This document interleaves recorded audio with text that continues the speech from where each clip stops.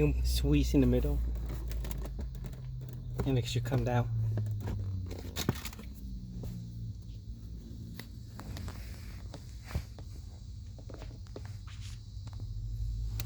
You can pop this open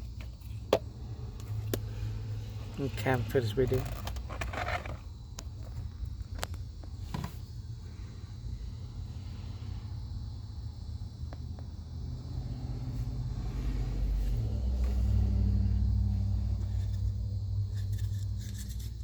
Make sure the camera facing upward.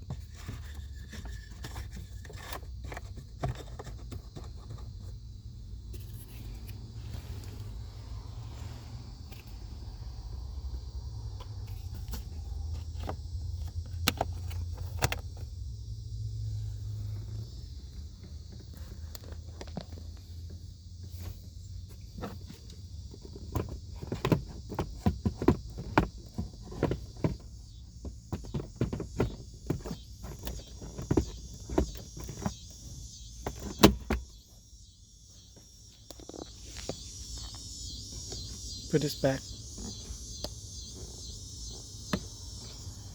That should be it.